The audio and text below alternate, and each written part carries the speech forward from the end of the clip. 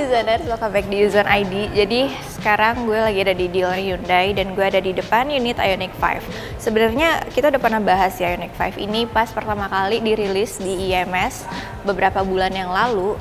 Dan akhirnya sekarang kita bisa ngeliat untuk lebih jelasnya lagi dan nanti gue bakal nyoba untuk test drive juga.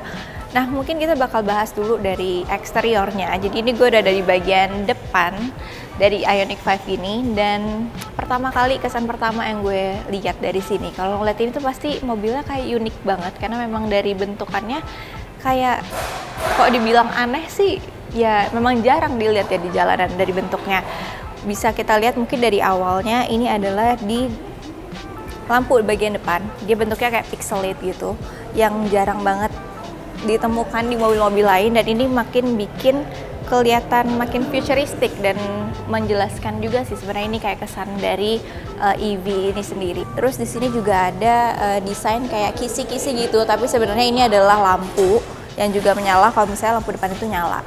Terus kita ke bawah, di sini ada namanya untuk sensor parkir, dan di bawahnya ada kisi-kisi yang bakal kebuka dengan sendirinya kalau misalnya di dalam di bagian baterai itu kira-kira butuh didinginkan. Jadi ini sebenarnya fungsinya buat pendingin si baterai. Terus di bagian atas ini tadi ada kamera 360 dan di bagian atas itu ada sensor untuk Hyundai Smart Sense. Sebenarnya dari depan itu kayak gitu sih untuk detailnya. Sekarang kita mungkin langsung pindah ke bagian samping. Oke, sekarang udah di bagian sisi samping Ioniq 5 ini. Di sini yang jadi daya tarik pertama kali mata lihat itu kalau gue sih kesini nih. Ini adalah untuk handling pintunya, unik banget. Jadi dia itu bakal kebuka otomatis kalau misalnya ada kunci, dan di sini bisa diklik juga sih. Dan nanti kalau misalnya kita udah masuk ke dalam, udah bawa mobilnya, ini tuh bakal ketutup otomatis. Jadi dari samping itu kalau di jalan bakal kelihatan rata gitu loh untuk bagian sampingnya. Terus habis itu uniknya lagi adalah di sini. Jadi dia tuh bentuknya kayak patah-patah, sudutnya itu tajam-tajam banget. Nah terus untuk bannya sendiri dia 25545 ring 20 dan kelihatan besar banget. Cuman ini ada di tipe ini doang yang signature long ride. Sementara yang lainnya itu dia di ring 19. Terus habis itu sama di fendernya, over fender dari si ban ini dia bentuknya kayak unik juga. Biasanya kan kayak udah gitu aja kan, ini tuh masih ada sudut-sudut lainnya lagi. Udah sih dari samping itu aja, kita bakal pindah ke bagian belakang. Nah sekarang kita udah ada di bagian belakang dari Ioniq 5 ini, dan di sini uniknya adalah di bagian lampu. Jadi dia lampunya benar-benar menyatu dari ujung sini, ujung kiri ke ujung kanan, dan semuanya ini udah lampu LED. Dan bentuknya juga masih sama, masih senada sama desain bagian depan yaitu pixelate. Terus habis itu sini ada kamera di bagian bawah, terus dan ada juga sensor parkir. Sebenarnya dari belakang itu sih, dan di sini kita bakal lihat bagian dalam dari bagasinya dulu. By the way, bagasinya ini sebenarnya dia bisa dibuka tanpa dipencet di tombolnya, jadi bisa pakai remote aja. Tinggal kalian kantongin aja remote, nanti dia bakal langsung bisa kebuka dengan otomatis. Kalau misalnya kalian lagi bawa banyak barang, ini berguna banget sih fungsi itu. Di bagian bagasi ini yang gue wah itu adalah bagasinya lebar banget. Kapasitasnya 517 liter. Jadi kalau misalnya kalian mau jalan-jalan pakai mobil ini, bawa berbagai macam elektronik, barang, ini cukup semua sih buat di sini. Apalagi fungsi dari mobil ini dia juga bisa vehicle to load kan, jadi bisa bawa barang terus nanti dicas.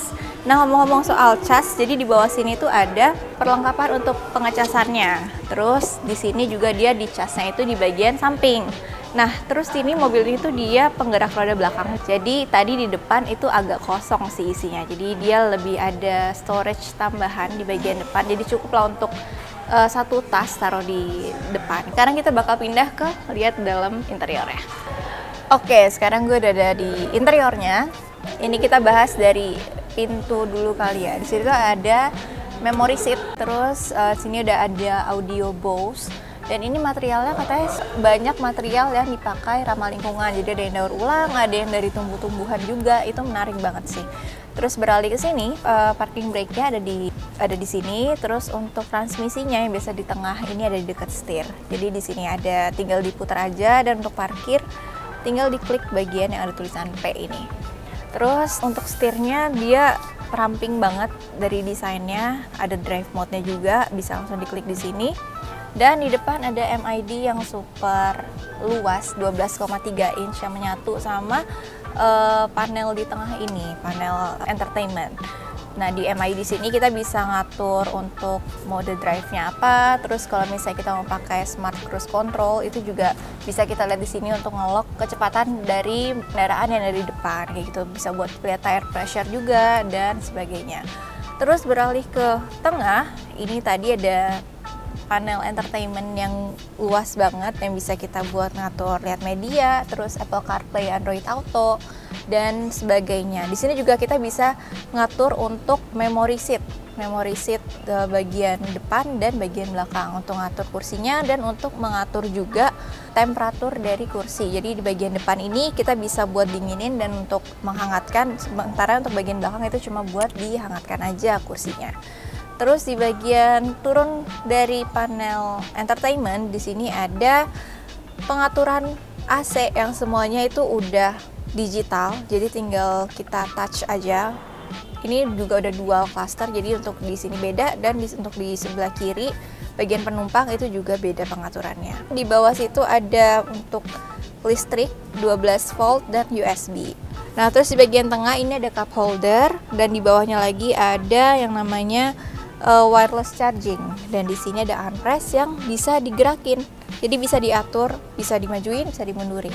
Dan ini enaknya adalah dia rata, jadi di tengah-tengahnya tuh nggak ada gundukan karena tadi dia tuh udah dibangun sama EGMP dan sebenarnya nggak ada mesin juga kan di bawah, jadi semuanya itu rata. Satu mobil ini adalah baterai di bagian bawah. Nah, terus untuk yang tipe signature ini, jadi di bagian atas ini ada namanya vision roof. Jadi kita bisa ngelihat untuk pemandangan di atas, tapi dia cuma bisa buat buka cover aja, nggak bisa dibuka full sampai nggak ada penghalang kaca lagi. Jadi cuma kayak gini aja. Walaupun cuma covernya aja yang dibuka, ini luas banget sih dan bisa buat ngelihat ya city kalau misalnya kita lagi jalan di perkotaan. Ini lumayan banget sih untuk fungsi si vision roof ini. Sekarang kita bakal menuju ke belakang.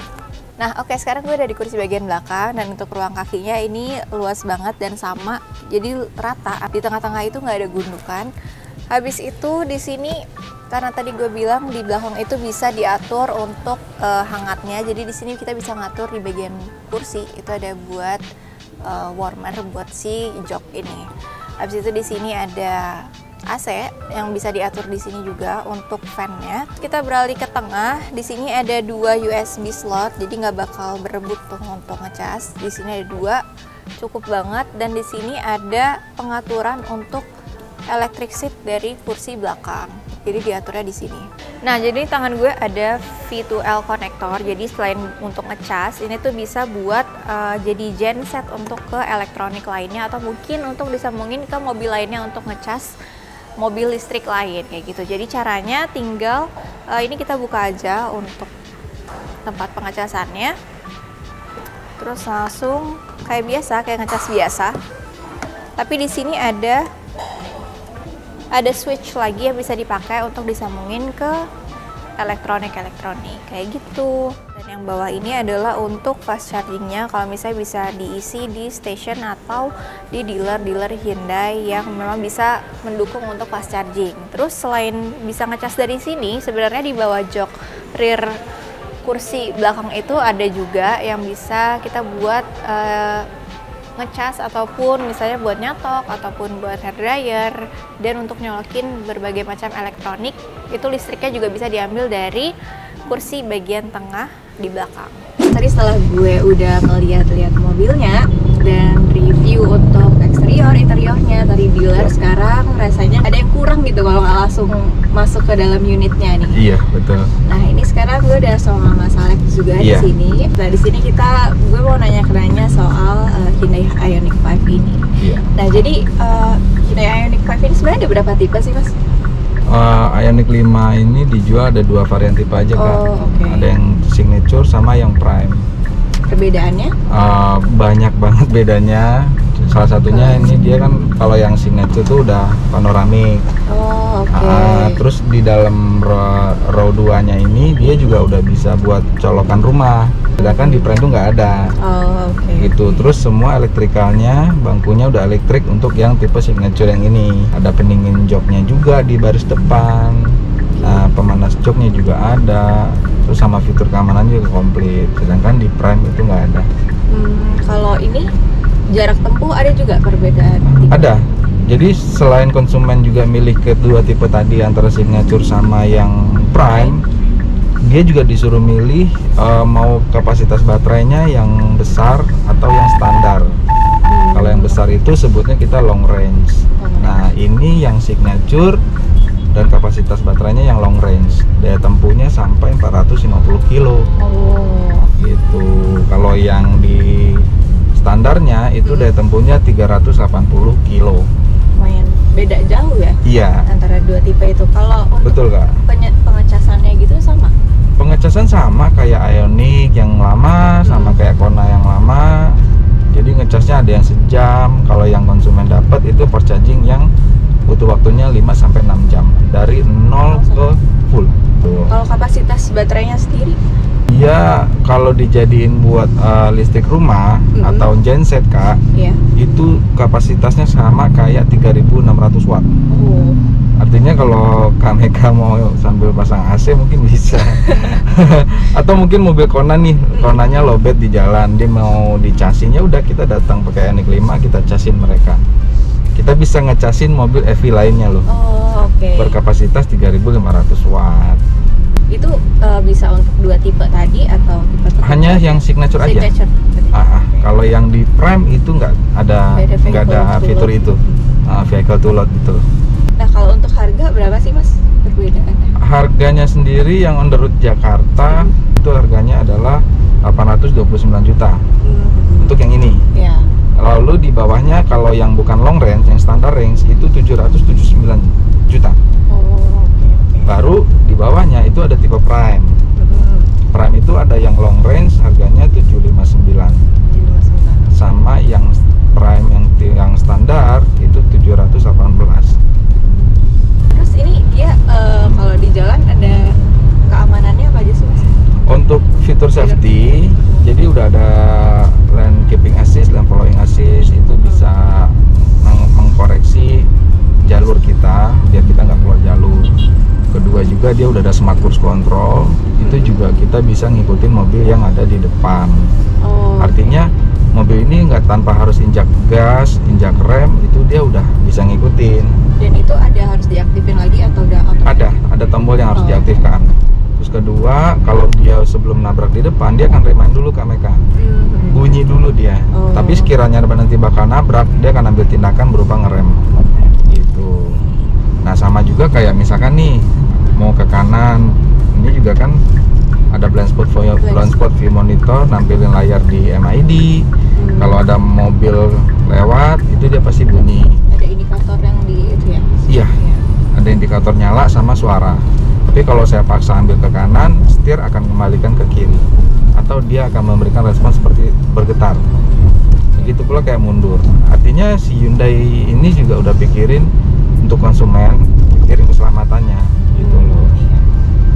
Kalau dibandingkan sama Hyundai Creta dari Smart Sense-nya itu ada semua di sini atau gimana? Ada semua yang ada di kereta, cuman yang nggak ada di kereta itu Kameka, yaitu adalah Bluelink.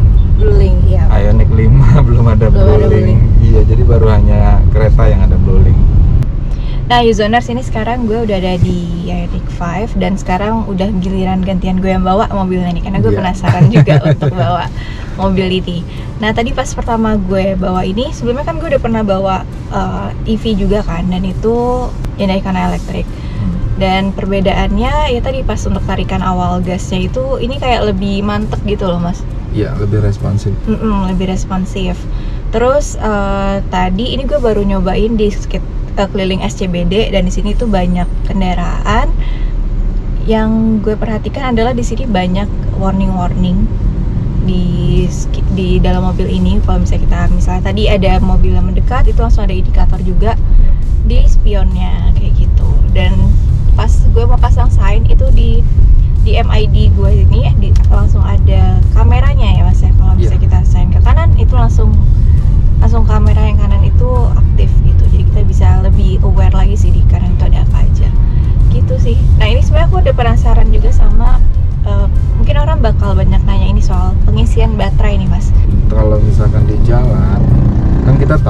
kondisi mobil ini sekarang lagi baterainya berapa persen. Iya. Contoh yang Kak Mega sekarang bawa itu status baterai kita di angka 66%, kita bisa nyampe di 253 km.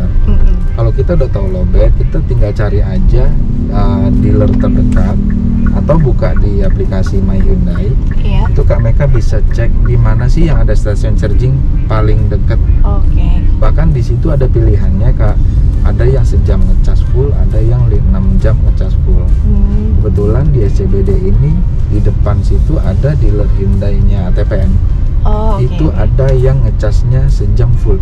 Sejam langsung full. Iya, nanti kalau memang Kak penasaran bisa apa enggak sih, kita juga bisa coba. Yang jelas stasiun charging itu dibangun sepanjang Trans Jawa, Sumatera, Bali udah ada. Dan kalau di rumah gimana masalahnya? Kayak pertanyaan tadi Kak Mega. Iya. Setiap pembelian mobil ini konsumen mendapatkan fast charging Wallman chargernya. Oh, Seharga 30 juta itu free. Cuma pertanyaannya butuh listrik berapa sih buat orang yang mau pasang alat itu? Minimum itu adalah 7.600 watt. Kalau mau rumahnya nggak sampai segitu kapasitasnya, maka saran dari PLN adalah tarik meteran baru. Bahkan kalau lagi ternyata amit-amit nih habis dan kita nggak sadar, tiba-tiba bingung nggak bisa jalan, kan ada call center, nanti dealer terdekat akan kirim mobil yang bisa ngecasin mobil ini. Nah terus ini yang lagi-lagi kalau misalnya EV itu yang enak adalah misalnya nih gue lagi lewat SCBD, aman ganjil genap. Aman. Karena ini EV dan udah ada platnya juga udah biru.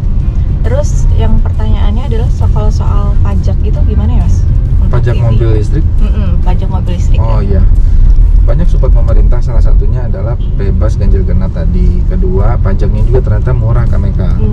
Biasanya kalau buat mobil seharga 800 juta, pajak yang dibayarkan konsumen buat mobil pertama kurang lebih 9-10 juta. Sedangkan Ioniq 5 ini pajak per tahunnya itu 1-2 juta tergantung daerah. Oh iya. Seperti itu. Dan tambah lagi apa? Dia juga kalau misalkan konsumen udah punya 2 atau 3 mobil, 4 mobil, pas dia beli Ioniq 5 kan harusnya kena progresif dong. Kalau ini bebas pajak progresif. Jadi buat kalian yang mungkin lagi cari, bukan buat cari mobil pertama aja, mungkin mobil kedua atau mobil lainnya, ini bisa jadi pertimbangan juga sih. Dari segi tadi pajaknya, terus juga dari bebas ganjil genap, ini bisa dipertimbangkan sih untuk Ioniq 5 ini. Sama ngisi baterainya juga murah. Iya, pengisian baterai. Kalau dihitung-hitung ya daripada isi bensin, sebenarnya lebih hemat nggak sih Mas? Jauh lebih hemat ini. Perhitungan saya gini, mobil Ioniq 5 ini kan kapasitas baterainya 72 kWh.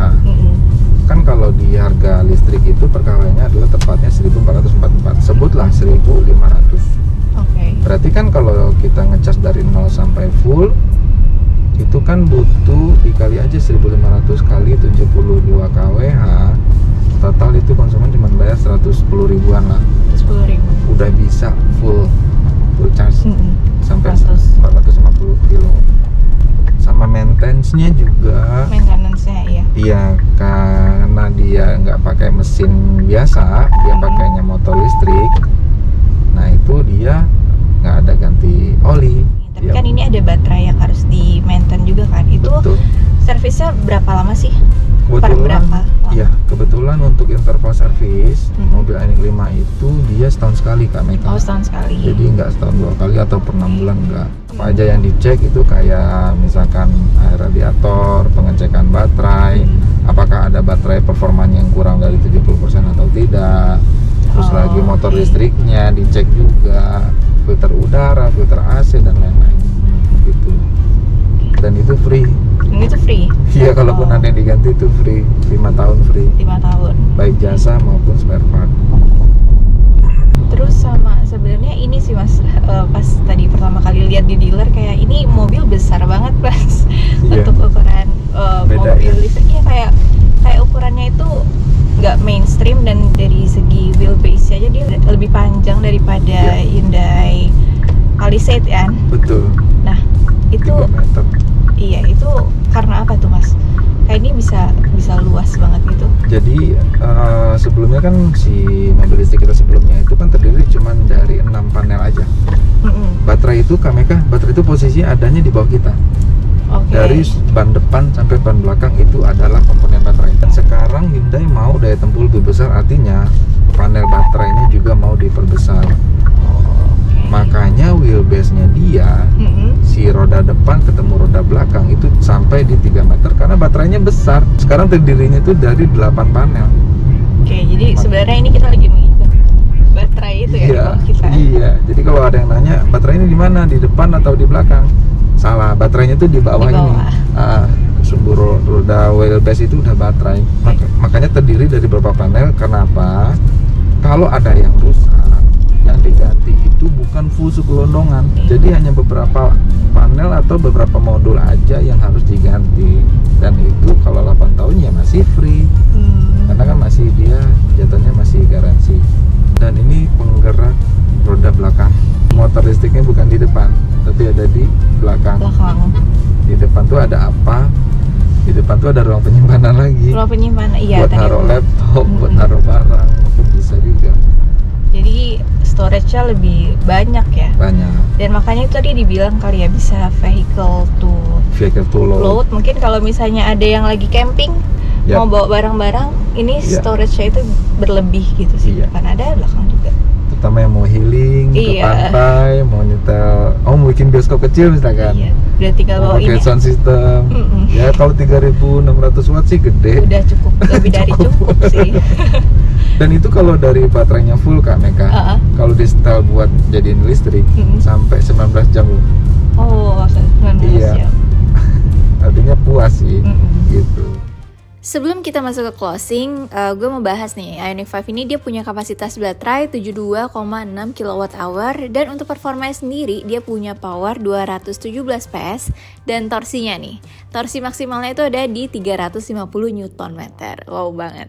Sewaktu gue pakai mobil ini, tarikan awal mobil ini tuh responsif dan instan banget. Dan untuk handlingnya dia stabil dan bikin ya impresi berkendara kita yang bawa dan penumpang itu semakin nyaman dengan juga kekedapan yang baik. Beralih soal keamanan, banyak warning ini yang ditampilin sama Ioniq 5, di mana Ioniq 5 ini udah didukung Hyundai Smart Sense yang lengkap, bahkan dilengkapin sama Smart Cruise Control dengan fungsi stop and go-nya. Jadi overall untuk mengendarain Ioniq 5 EV ini gue ngerasa puas banget sih. Mulai dari segi kecanggihan, terus juga performanya, sampai kenyamanan di dalam kabin. Nah users, jadi tadi itu adalah pengalaman gue waktu lagi lihat langsung Ioniq 5 dan langsung test drive ke jalan nih untuk Ioniq 5 ini. Dan menurut gue dari segi tampilan ini bakal unik banget sih untuk berkeliaran di jalan ya, karena dia memang bentuknya unik dan beda dari mobil-mobil pada umumnya. Untuk dari segi harga memang ini lebih mahal daripada EV Hyundai lainnya, tapi ini menurut gue ini worth it dengan segala macam fitur inovatif yang dikasih dari di Ioniq 5 ini. Nah, users, kalau misalnya kalian mau pesan Ioniq 5 ini bisa kemana nih Mas? Kebetulan Alex dari Hyundai Pancoran, itu alamatnya di Jalan Raya Pasar Minggu nomor 7, Jakarta Selatan, patokannya dekat Patung Digantara, atau bisa hubungin di 0851 5771 9886. Oke. Nah jadi bisa langsung kontak aja dari yang Mas Alex sampaikan tadi. Nah jadi segitu dulu users video dari kita, dari User ID. Kalau misalnya ada pendapat lain bisa banget komen di bawah. Jangan lupa juga untuk like, subscribe channel ini biar gak ketinggalan video-video terbaru dari User ID. Sampai ketemu lagi di video dari User ID selanjutnya. Bye.